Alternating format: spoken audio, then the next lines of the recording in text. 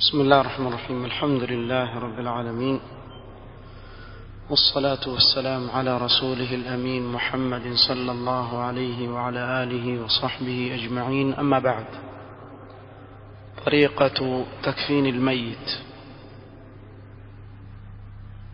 قال: يدرج الميت في كفنه إدراجا، وذلك كما يلي. maiti atawekwa katikati ya sanda kwa mfumo unaofuata: يبسط الثوب الأول ثم يبسط عليه الثوب الثاني ثم الثالث. itakunjuliwa nguo ya kwanza, kisha ya pili juu yake, kisha ya tatu juu yake.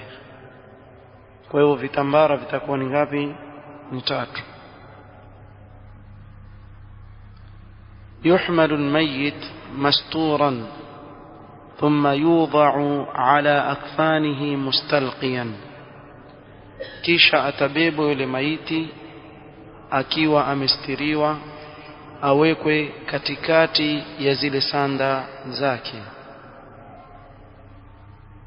Kwa hivyo baada ya kutandika zile sanda, na bila shaka yale yanayopendekezwa tumeyazungumza nyuma, kuwa sanda yapendekezwa kufukizwa, kutiwa manukato na mengineo tuliyozungumza.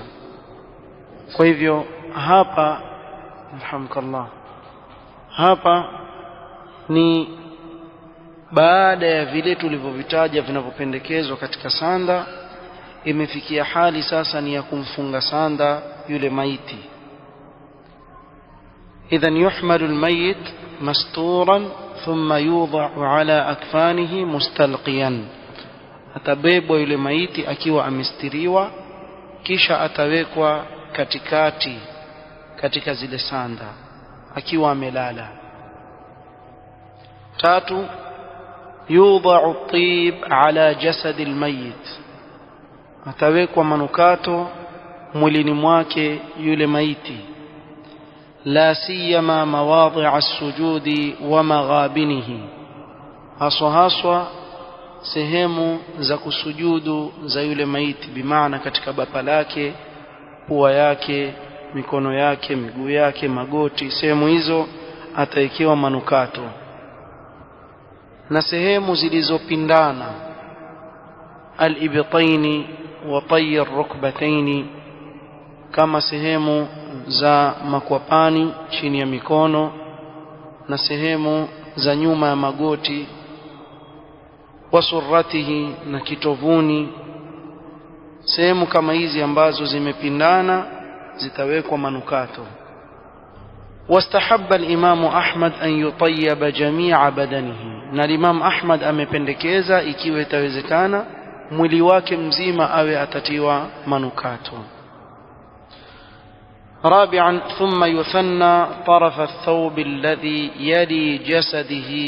يلي جسده الثالث، يعني من الجانب الأيمن إلى الجانب الأيسر، ويدس الزائد تحت جنب الميت الأيسر.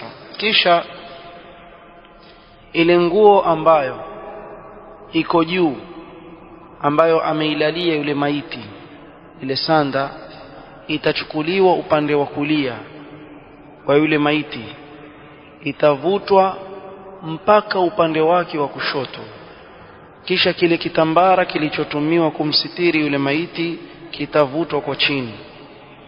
Kwa hivyo itakuwa kilichobakia ni ile sanda iliyovutwa kutoka upande wa kulia hadi upande wake wa kushoto, kisha itaingizwa chini ya yule mwili wake yule maiti ili ingie vizuri.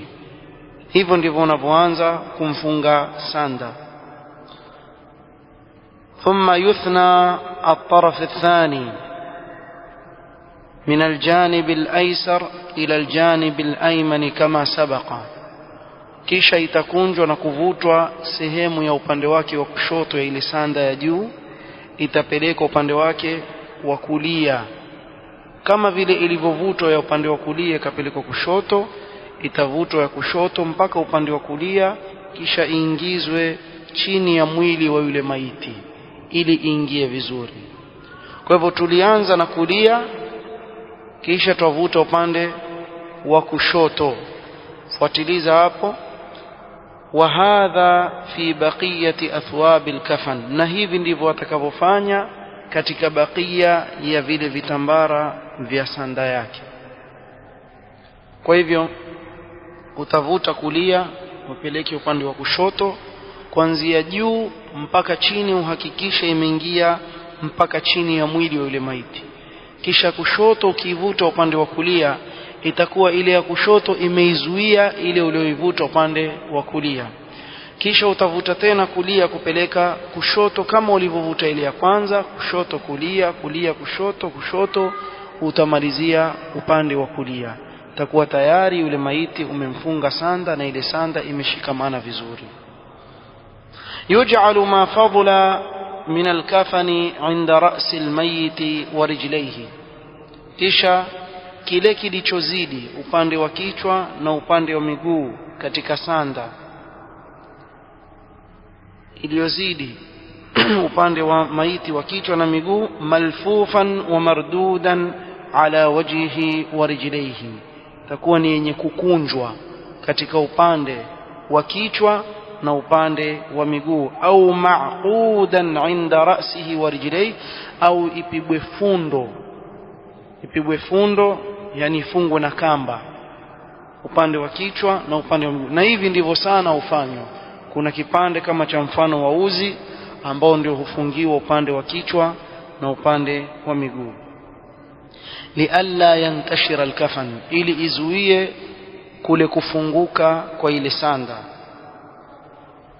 Watuhallu aluqadu fi alqabri li'adami alhajati ilayha, kisha yale mafundo atakayofungwa kwa ajili ya kuzuia ile sanda isifunguke, na bora maskum, na bora iwe itawekwa mafundo yake upande wake wa kushoto wala si upande wake wa kulia, kwa sababu akiingizwa kaburini atalazwa upande wake wa kulia.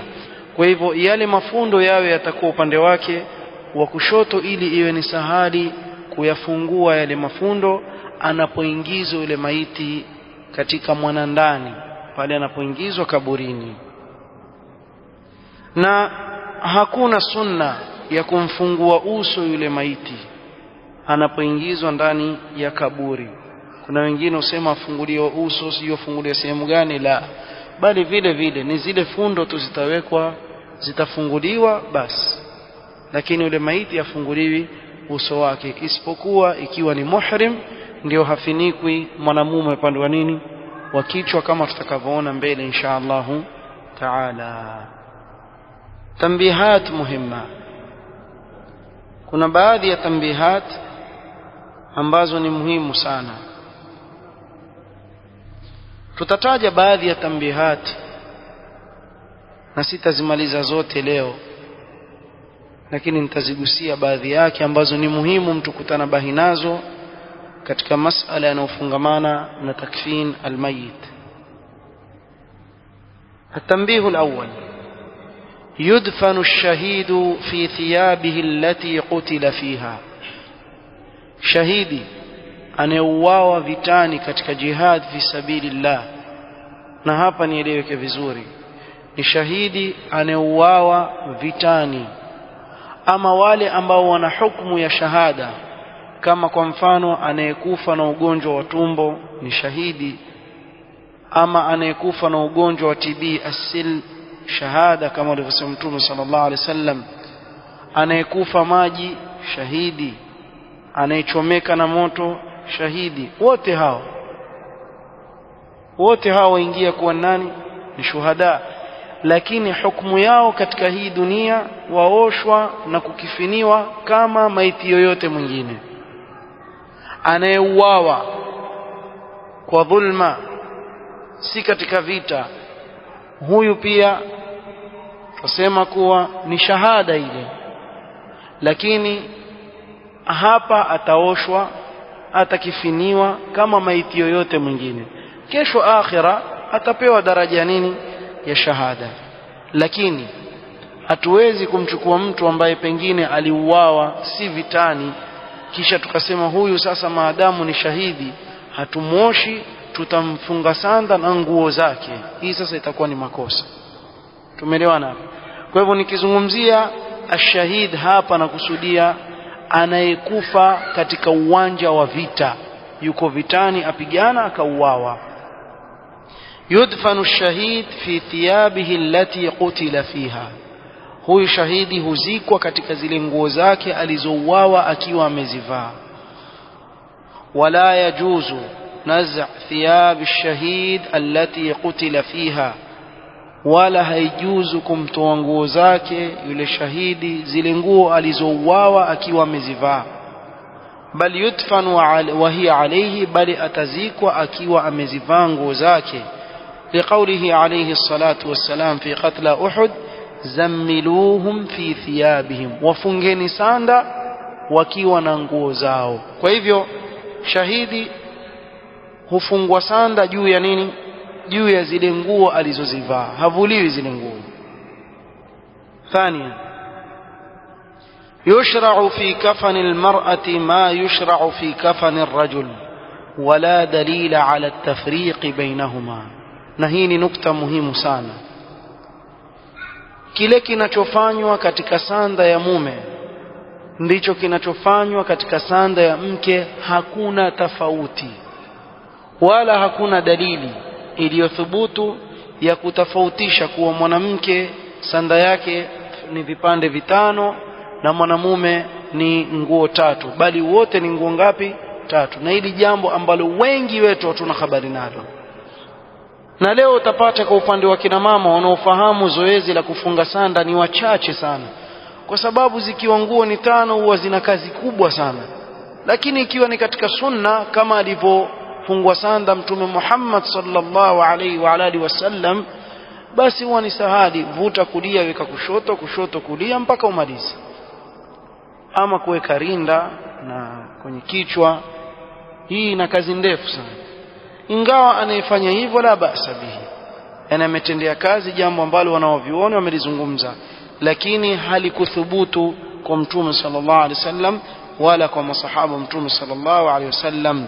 وأما حديث ليلى بنت قائف الثقفية في تكفين ابنته صلى الله عليه وسلم في 5 أثواب فلا يصح إسناده، لأن فيه نوح ابن حكيم الثقفي وهو مجهول كما قال الحافظ ابن حجر وغيره، وفيه علة أخرى بينها الزيلعي في نصب الراية. قال العلامة الألباني رحمه الله: ونحوه ما زاده بعضهم في قصة غسل ابنة النبي صلى الله عليه وسلم زينب المتقدمة صفحة كذا من أحكام الجنائز بلفظ يلفظ نباي بلفظ فكفناها في 5 أثواب فإنها شاذة أو منكرة كما حققته في الضعيفة، وانظر أحكام الجنائز وبدعوة الشيخ الألباني.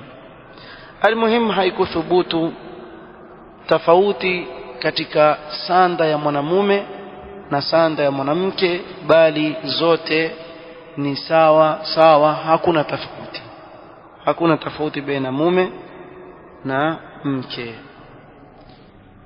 نكتفي بهذا القدر إن شاء الله تعالى، نتم ما بقي من التنبيهات في الدرس القادم، والله تعالى أعلم بأحكامه. سبحانك اللهم وبحمدك، أشهد أن لا إله إلا أنت، أستغفرك وأتوب إليك. بارك الله فيكم.